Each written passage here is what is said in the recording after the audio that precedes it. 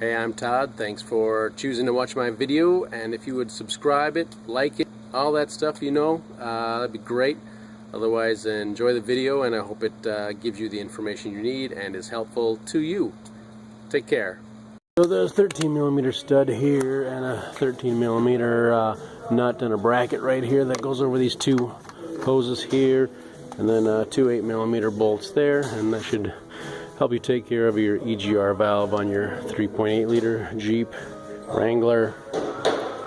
These are the three main wrenches I used: a long 10, a short 10, and a ratcheting 10. To get the job done, take it out, put it back in.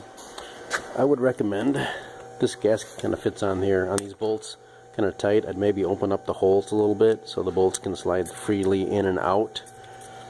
That'll make it easier, because when I was turning it by hand like so, getting it into the engine, then it was, once it bottomed out on the gasket, it was actually tougher to turn. So if you want to make sure that gasket slides freely on the bolt, remember, I make it easier for you, but start them by hand.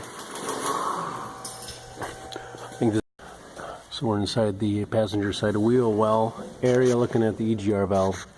A couple 8mm bolts here, and there's a 10mm bolt here, and then on the back side here, pretty tight fit between the transmission dipstick pipe and the 10mm bolt back there, but there's two 10mm bolts here, hold the EGR valve on, two 8mm bolts here. Follow this pipe up to the top of the engine.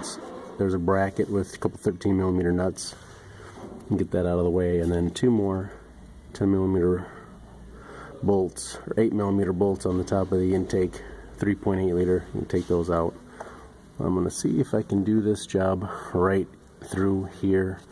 We'll see if the dipstick tube has to come out, because there is a bracket on the back of the transmission that may need to be removed.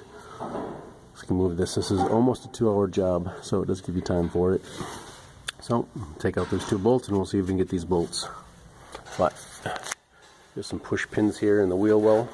Push pins hold this in place. Some plastic rivets on here. Just knocked them out with a punch. I just pushed really hard and pushed them through with a punch. The center. Here's the push pins that were up here. And let's see, rivets. Okay. Plastic rivets. Just push the center through like I did, and then it should pull out through the hole. Just grab them and pull them through once the center's been knocked out. So just laying off to the side. Of course, got the tire off, 19mm bolts. So tight fit, but that's what I'm looking at right there. Alright, so 10mm bolt. There's my wrench. Right there, you can see on the back bolt, that's basically the position I got when I was able to break it loose.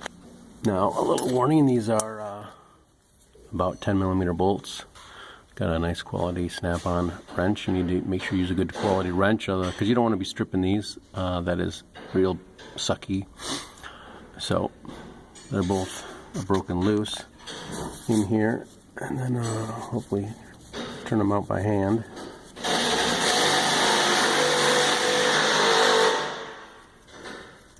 Just filming this as I go, and we'll see if this back bolt will come out, at least in, so I can pull it out with the bolt inside the EGR valve still, because avoiding that dipstick removal issue.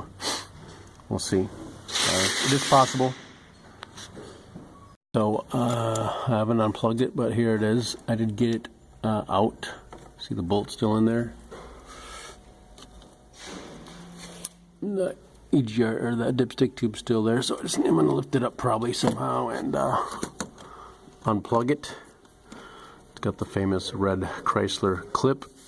They have to slide out of the way before you can push down on the terminal and release it. So, but it is possible here.